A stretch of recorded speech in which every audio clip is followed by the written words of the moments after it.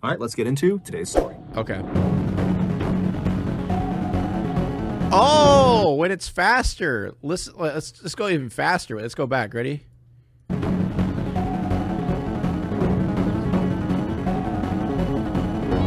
Oh. Okay. All right, we'll go back to normal. On January 27th, 1908, Wasn't the count on the bottom right bigger than some of the previous streams? Wow! Thanks for reminding me. Obviously, it goes down and up. That's just the amount of subs I have. a 34-year-old handcuffed man walked out from behind the curtain to a cheering crowd inside of a theater in St. Louis, Missouri. This was going to be this man. Oh, I live right next to that.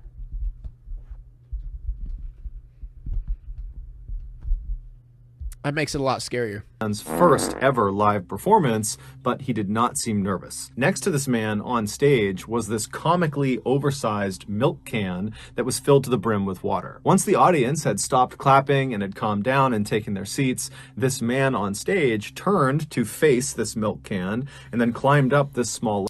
Pig doxed himself this stream. Okay, chat, find where I live when I say I live near St. Louis. Figure it out. You could basically pinpoint my location because I said I live near a city. Like, pretty much you got me. ladder and then lowered himself feet first into this can, and as he did, his body displaced water from the can, causing it to spill over onto the stage. And then once almost all... Oh, P.O. Box? Hey, guess what? I don't live there.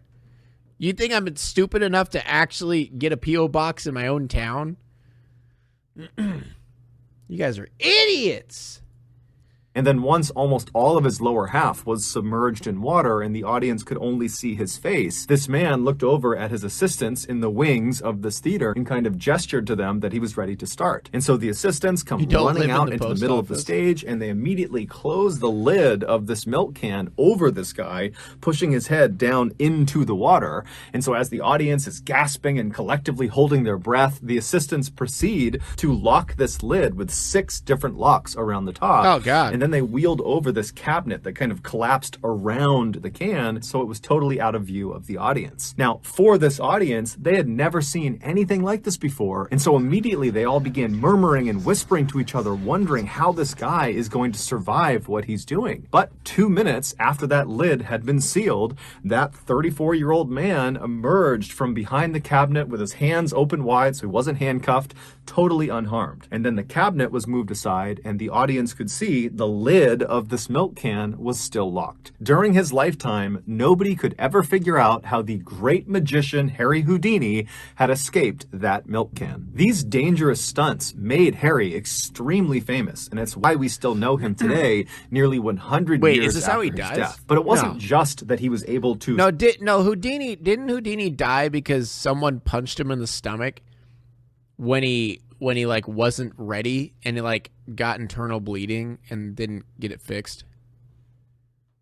Yeah, okay. Successfully performed these stunts, it was his attitude while he performed these stunts that made him so notable. He really just came off as being totally fearless, that he was willing to do just about any stunt. But that wasn't actually true. There was one stunt that Harry was absolutely terrified of. Now, he would eventually work up the courage to attempt this particular stunt, but while he was doing it, he panicked and he had to be rescued by his assistants. And after that, he never tried it again. And for decades, nobody else tried it either. Because, I mean, if Harry Houdini can't perform this stunt, then certainly no one else can either. But in 1990, a daring 32-year-old man named Joe Burris decided he would be the person who would finally conquer this infamous stunt. Joe was a small-town children's magician in Fresno, California, but a small-town children's magician. That's the guy? That's the guy who's going to attempt this? Oh, boy. Down, he had always believed that someday he would be the next Harry Houdini. In fact, he would actually tell his family that not only would he be the next Harry Houdini, but he would be better. than Harry Houdini. And so that year, no. he decided it was finally time to make that dream a reality. And so he saw performing this infamous stunt as a way to make that happen. So on Halloween night of that year, so October 31st, Joe, adorned in his white tuxedo, along with his 2 young sons and his parents, they arrive at Blackbeard's Family Fun Center, which was an amusement park in Fresno, California. The family hopped out of the white limousine that Joe had arranged to bring them there, and they began walking across the parking lot to this big crowd of people. And when this big crowd of people saw Joe walking towards them, they all began to cheer. Joe's stunt that he was about to perform that night had been very heavily advertised, mostly by Joe, and so it had become this spectacle in Fresno. Joe. It was going to be aired live on TV while he was doing it, and it was going to be broadcast on a radio station. So after Joe and his family make it over to this big crowd, Joe walks to the front and he climbs up on this impromptu stage, and he gives this impassioned speech to his audience about how he's going to be the one who takes on this stunt and becomes the next Harry Houdini. And then afterwards, he looks over at his assistants, all these guys that are around him, and he gestures to them that he's ready to begin.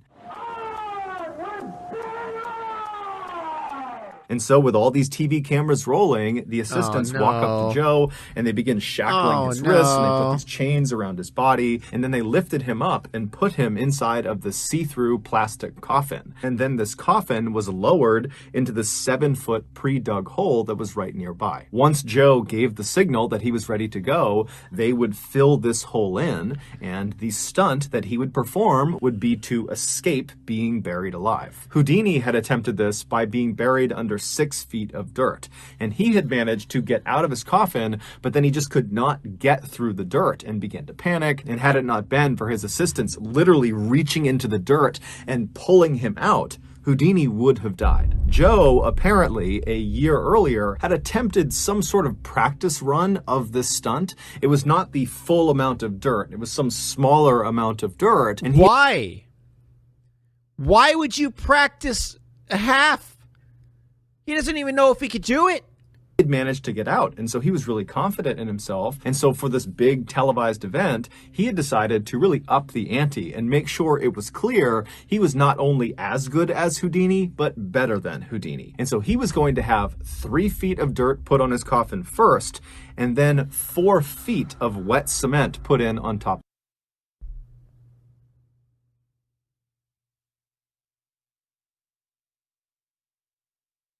That makes sense.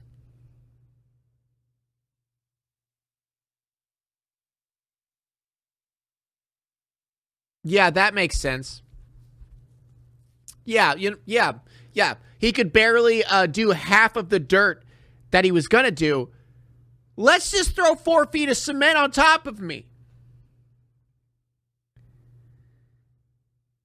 Why?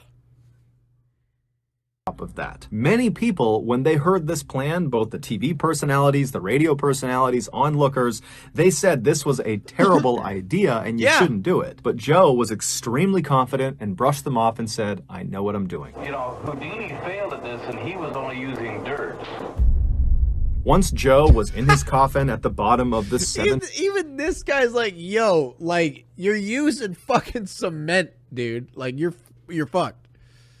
Foot hole, he looked up at his assistants standing over the grave waiting for a signal, and he gave it to them and kind of shouted up to them that he was ready. And so his team very excitedly began shoveling dirt into the hole. But after only a couple of minutes, when less than a couple of feet had been put in the hole, they heard Joe yelling out from inside of the coffin. And so everything stopped, the staff jumped in, and they pulled the dirt out until they could finally get the lid of the coffin off. And they found Joe. He was alive, but he was very shaken up, and he kind of sat up and said, yeah, the chain around my neck is too tight. You got to readjust the chain. Now, all these onlookers at this event, they heard Joe say this, and they saw him, and their read on this situation was not that his neck chain was too tight, but rather, it looks like Joe might have bitten off more than he can chew. That this stunt is way more dangerous, and maybe he's realizing that, and he's looking for excuses to not do the stunt. Then just don't do it. What? I'm so confused at this. What? And so the onlookers, they didn't try to egg him on to do it anyways. They started feeling apprehension too. And so everybody who was there began telling Joe, hey man, get out. Don't do this now. This is a really bad idea. It's not worth it. The chain's too tight. That's a sign. Don't do it. Don't get back in. But Joe, after kind of collecting himself, told the group that he was totally fine, that it was really just the neck chain. That was the only issue. And he demanded his staff put that chain back around his neck after they loosened it up and then put him back in the coffin and fill it in. And so eventually his staff, taking cues from him, said, okay. And they got his neck chain readjusted and they put him back in the coffin. They chained him back up again. They closed the lid. And once again, he gave the signal that he was ready to start. And so a very apprehensive crowd watched as the dirt went back in. And after 3 feet of dirt were in the hole, the cement truck came over and poured 4 feet of wet cement on. Cringe. Bad timing. Thank you so much, Phantom. Wow. On top of the dirt. And then after this hole had been completely filled in, the onlookers, which included Joe's 2 young sons and his parents. Oh! He has children? Oh my God. Oh my God.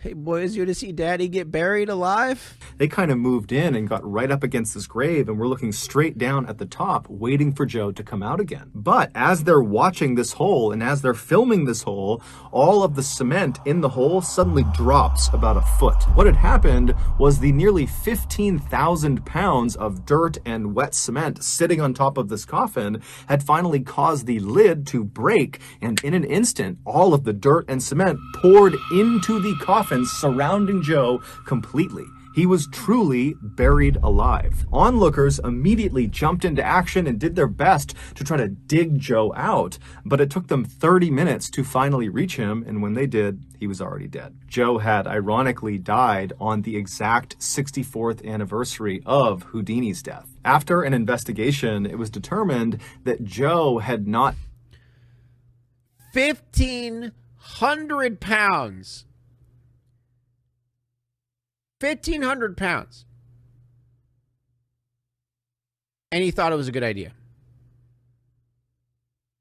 tested the strength of his plastic coffin against the weight of the wet cement. He'd only tested it against dirt because that was the one he had done the year earlier. He had done it under dirt and it worked. Joe had also not taken into account that cement dries from the bottom up. So even if Joe had managed to get out of the coffin and make his way through the first 3 feet of dirt that was right on top of the coffin, he most likely would have been trapped under the hardened cement layer. You realize that cement starts to harden first at the lower elevation, so it's going to be hard. You mean it hardens at the lower part? I thought it started at the top. No, it hardens at the lower. No. In fact, I shouldn't even kid. This is very serious. This is no magic trick. This was... He played it off like he knew what he was doing. He literally played it off like he knew what he was doing.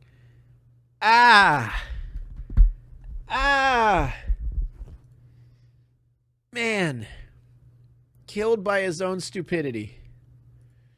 A doomed mission from the start, but because Joe was so confident in himself and his ability to do the stunt, no one stopped him. He thought Houdini was one of the great escape artists, and he wanted to be better than Houdini. And he was close. So that's... I'm not gonna laugh. I'm not gonna laugh at that. No, I'm not gonna laugh. Don't laugh, chat. Don't laugh. Whatever you do, don't laugh at that.